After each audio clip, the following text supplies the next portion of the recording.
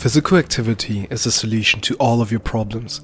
Yes, all of your problems. Now hear me out. Obviously, physical activity helps you build a more aesthetic body, but it also helps you become a more disciplined person, and it helps you strengthen your mental health. Remember, you don't train the mind with the mind, you train the mind with the body. And establishing a habit of regular physical exercise is not only the basis of high performance and longevity, but it is also a trigger habit for all of the other healthy habits that make you a better person. If you start working out and you prioritize it, you also try to optimize everything around it. So that means it will also make you focus on your sleeping habits, it will make you focus on your nutrition, and it will also make you focus on your supplementation. Physical activity is truly the core to becoming a better person in total. But here comes a big but. I'm sure you've heard about all of the countless benefits of physical activity before, and I bet you're also sold on them, and you want to start your own fitness journey.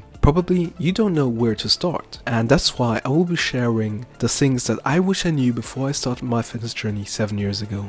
We will be covering 5 topics. We will start with the importance of a training plan. And I can't stress enough how important a good training plan is. Then we will be covering the topic of a training schedule and what you should pay attention to. Then we will dive into how to train properly. Following that, we will go into how to train safely. And as a bonus on top, we will be diving into the importance of supplements and what supplements you should take as a beginner. Here's a small disclaimer before we start with a training plan. This video will be a dump of my training experience from the 7 years, and I will probably ramble a bit, but I will try to provide as much value as possible. Okay, let's start off with a training plan. I can't stress enough how important it is to have a good training plan and to track your progress.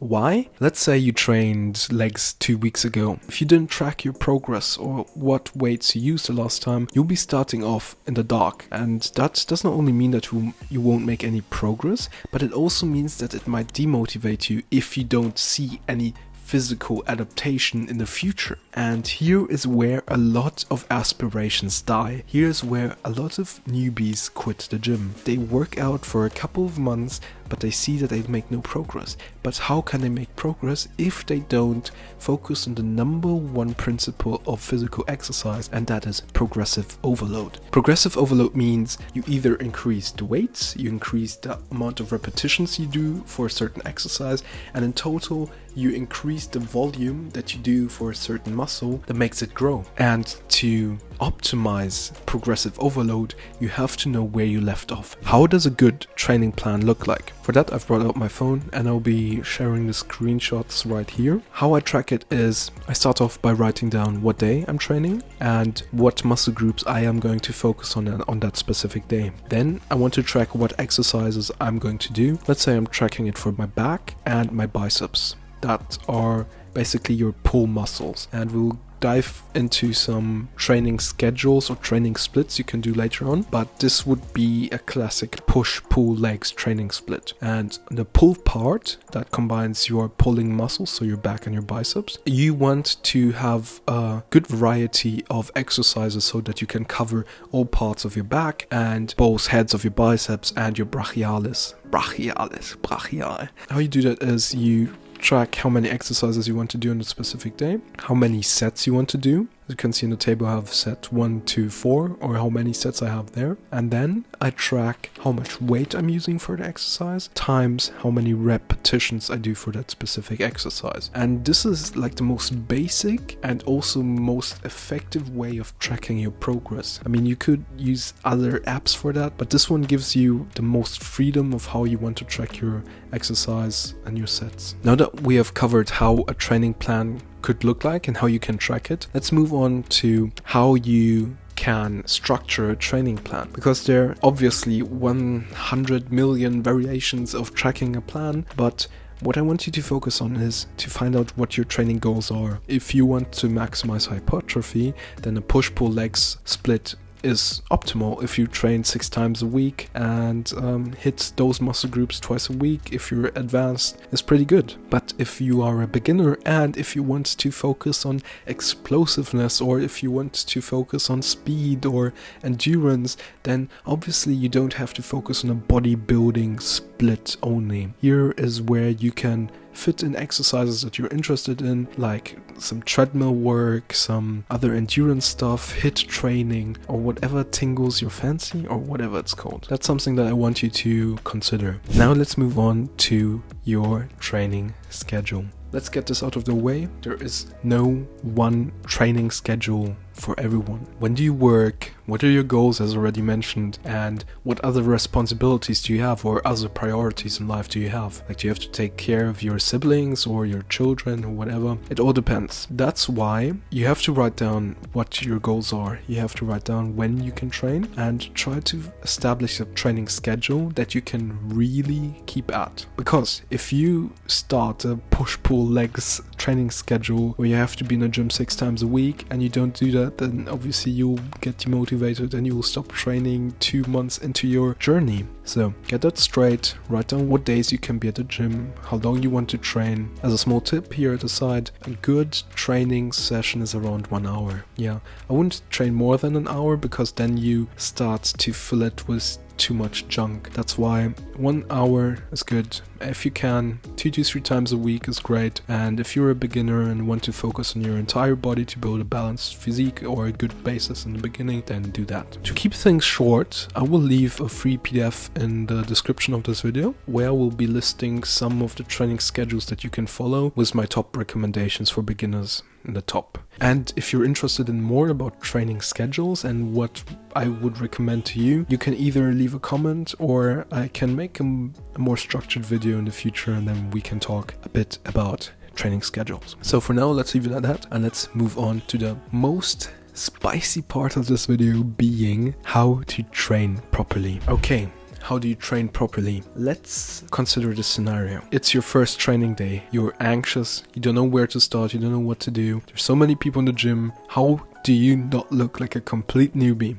You have to be equipped for the gym. That means have proper training apparel, something that is comfy, something that won't be soaking wet at the end of your gym session, a proper towel, and a big bottle of water. Hydration is one of the most important critical factors for bringing good performance at the gym and being healthy overall, right? Okay, so the preparation is done. You have your clothing, your water, your towel. Then I want you to warm up. Warm up because your muscles, tendons and joints are super vulnerable and you want to keep them as healthy as possible for as long as you can. Best case scenario would be that you never injure yourself, but we don't know. That's why do your best to keep your muscles, tendons and joints healthy. Now I told you that you have to warm up, but how do you properly warm up? If it's, for example, cold outside, then I want you to get your heart rate up and I want you to warm up your body completely. That's why the best thing you could do there is to start off with some light cardio to just get your fluids moving and your body warm and prepared for the workout. Then what you can do is you can either start some mobility warm-ups. If you're training legs, for example, you want to warm up your hips, you want to warm up your knees, your ankles, so that you don't injure yourself and can't walk for the rest of your life or whatever. But it's not that scary, trust me. If you train safe, obviously. Or you can start warming up with the machines or the weights that you're going to use. Let's say you're a beginner and you use machines because you're too scared to use free weights. That's no problem, you will get to that. How you do that is you start off with adding light weight and then you engage the muscle completely and you focus on fully lengthening the muscle, so you embrace the stretch and you embrace the contraction, so you squeeze and focus on squeezing the muscle properly. And by doing that you ensure that through the full range of motion, that's how I want you to train, not some half rep bullshit you see in some videos. I want you, as a natural especially, train through the full range of motion. And by warming up like this, you can feel your body moving and you can feel if something doesn't feel right. And then you can go into specific warm up for, let's say, your shoulder joint or your rotator cuff and warm it up properly, right? So that's that on the topic of warming up. You don't have to overthink it because warming up is what it is. It's warming up. So focus maybe like around 5 minutes or 10 minutes at most on a leg day of your time to warm up properly and then jump right in. Here we come into the third bullet point of training properly. If you can, start with your heaviest set first. This ensures that you can benefit from the strongest point of your training session first. The strongest point of your training session is when the muscles aren't that fatigued yet and you can output the most power. In the beginning, after your warm-up, you have a lot of energy, you have a lot of power left. So focus on starting with your heaviest set first, and then you can work your way down, or you can reduce the repetitions on that exercise with the same weight and try to embrace the full range of motion of a muscle contraction. By doing that over a couple of months, over a couple of years, you'll build a great physique. So focus on those key fundamentals. I've mentioned time under tension before. When you're lifting the weights, I don't want you to yank them around like a maniac. Focus on the muscle that you want to train. Try to get a mind-muscle connection going. This isn't that important for the hypertrophy of the muscle if you can't really feel the muscle working, but it's a great indicator if you're really hitting it, and it's also a great feeling in general, right? So focus on the muscle, focus on how it feels, and then time under tension means not yanking stuff around, but really focusing on controlling the weight at every point of the movement. You can go explosive in the contraction. Try to really embrace a stretch, because this is like the most important phase of most muscle groups when building them. When you stretch, you tear up the muscle fibers, and here's where most growth occurs, if we put it simply. So focus on controlling the weight back and go explosive in the contraction. That's like a simple rule you can apply to every muscle group. Then, don't chase the pump. The pump is simply an indicator if you are hitting the right muscle, but it is not crucial for muscle hypertrophy. If you feel a pump, that's great. It means that you're hitting the right muscle, obviously. But don't only do exercises where you feel the pump, but do exercises where you feel like you're really progressing over time, and as you track your progress, as you promised, with the training plan that I showed you, you will then see progress in the weights you use, in the amount of repetitions or sets you do. And here's where you can, over a long period of time, experience the most growth. So don't chase the pump. The pump is only a tiny, icky bit of your muscle growth. How many reps and how many sets should you focus on when you're training? There's no real answer to this, but there are some bodybuilding guidelines I can share with you. One thing is, if you want to focus on strengths, you can focus on 1 rep maxes up to like 5 repetitions. What does that mean? A 1 rep max is if you put the most amount of weight you can handle on a bar and you do it for 1 repetition. That's a 1 rep max. I wouldn't recommend it for a beginner because you can injure yourself if you don't know what you're doing. So if someone ever invites you to train with them and they're training way heavier than you, then please don't let your ego determine your training or lead to injuries for you, because that could mean either a life-threatening injury or it can lead to you never being able to train ever again and deteriorating your body. Yes. That's a sad thing that I see many people do. So 1 rep maxes, don't do them in the beginning. Just do them when you know what you're doing and you have someone to spot you. A spotter is someone that can help you put the weights back in place without you having to injure yourself when you fail. So 1 to 5 repetitions for strengths, 5 to 20 for hypertrophy, and on most muscle groups 20 to 500 reps or whatever for endurance. How many sets should you do? For beginners, let's say 3 sets. Your training would consist of 3 exercises for a muscle group. So if you're training back, 3 exercises for your back, 3 sets per exercise, and 12 repetitions per set. That's like a good range for a beginner, I'd say. Then the most important part about training properly. If you're training and you're starting out, do not try to train till you're completely sore, because if you train until you're completely sore, the next day, the next couple of days, the next week, that means that you won't be able to train that muscle group that you trained to failure or to complete soreness, that every touch hurts, for up to 2 weeks after that. And that means you're skipping up to 2 more sessions you could have had on that muscle to really stress the muscle to make it grow properly rather than completely destroying it and increasing the time it needs to recover properly so you can train it again. Training a muscle so hard that it can't recover properly doesn't mean that it will grow equivalently, relatively, because training a muscle so hard that it can't recover for a couple of weeks does not relate to the amount of muscle mass that you will add to that muscle. So focus on being in the gym as often as you can and not training your muscle to complete soreness so that you have to recover for weeks at a point. So consistency over soreness. Yeah, that's a good rule of thumb.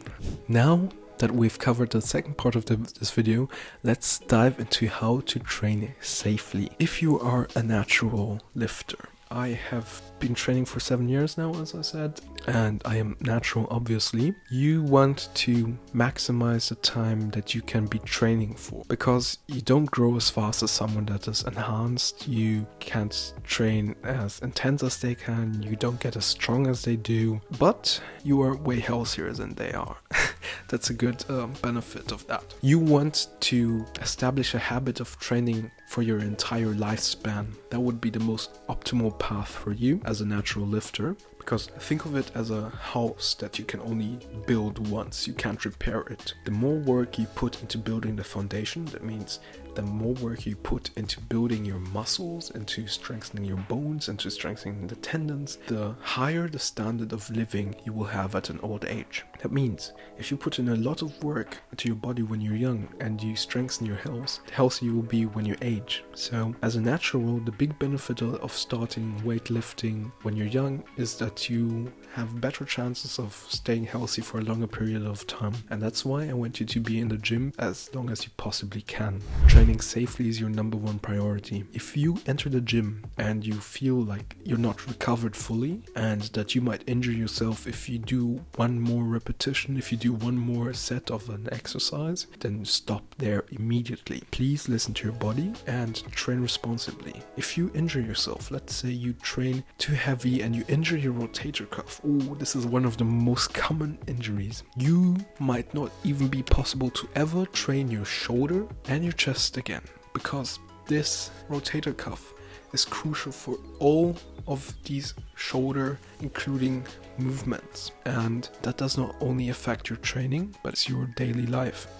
That means you would have problems getting a cup from the cupboard or cooking or whatever. So train safely and don't injure yourself. Now you might be asking, yeah, tell me, how do I not injure myself? As already mentioned, warm up adequately, warm up properly, and have a spotter if you're doing heavy exercises. Third of all, listen to your body. If you feel something is weird, don't continue. Stop there. Try to fix it through mobility, through a little bit more warm up. If it doesn't fix it, then skip that muscle group until you feel ready for that exercise again. Look up how to execute exercises. If you want, I can create some guides on this. Probably I'll do that. Just let me know in the comments. If you've even watched to this point, just let me know in the comments. Just post a rocket. If you've watched to this point, post a rocket in the comments, and I will create an execution video for all muscle groups. Let's say for like a pull, push, legs training video. Where was I? Learn how to execute movements properly, and yeah,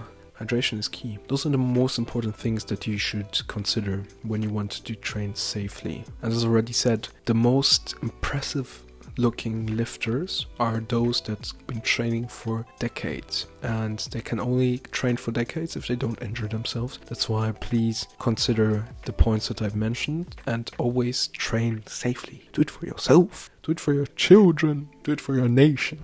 Now let's come to the bonus of this video, part 5, supplements for beginners. I'll be going over some supplements that I would recommend, and let's see, try them out. Some of them are even free. And the first supplement I would recommend to every beginner is to salt your water. Yes, this is like my top secret weapon. Everybody always looks at me strangely, and then I have to explain to them that our brain needs electrolytes to communicate efficiently. That means that your brain can sense the electrical impulses your cells need if there's no sodium in your body. And if you're working out, you need a lot of sodium because you sweat out a lot of sodium. So if you want to avoid headaches and if you want to avoid cramping, then salt your water or add more salt to your food. A good good way to find out if you need more salt is just your taste. If something tastes bland, and if you work out a lot of things taste bland because you sweat a lot. That's why just salt more until it tastes good, and then you know that you're getting enough salt in. That's a great supplement. Sodium is great. The second supplement I would recommend to everyone, not only people working out but also elderly, is creatine.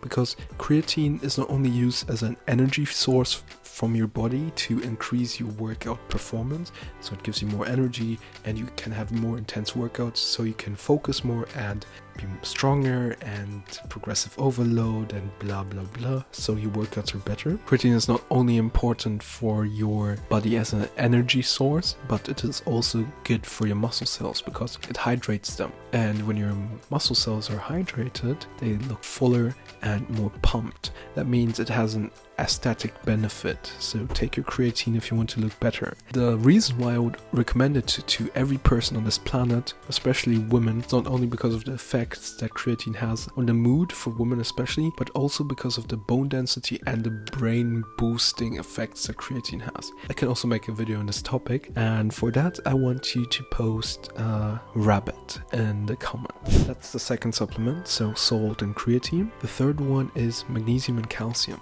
Especially when you cramp a lot after a gruesome leg workout or after you train your biceps. If you know what I'm talking about, these cramps are brutal. If you can't move your arm anymore because it's cramping. Magnesium and calcium are not only important for almost every chemical process in your body, but they're also important for your bone density and sleep and performance, and they're good against cramping. Yeah, take magnesium and calcium supplements and you won't cramp after gruesome bicep workouts where you can't move your arm anymore. So salt, creatine, magnesium, calcium. And the fourth one is a protein shake. Yes, a protein shake. We all know it. If you get home and you're too tired to cook something or whatever happens, protein shake is the most handy source of protein. And protein is important for protein synthesis. Protein synthesis is important for muscle growth, so buy yourself a protein shake and provide your body with the resources it needs to strengthen itself. And yes, this was the first brain dump of a fraction of 7 years of training experience. If you want more, remember to add the rocket and the hare or rabbit emoji in the comments, and thumbs up to the video, a subscription, whatever you feel like would help and would show me that I can create more of this content to help us all become better people and live a better and more fulfilling life. Peace out.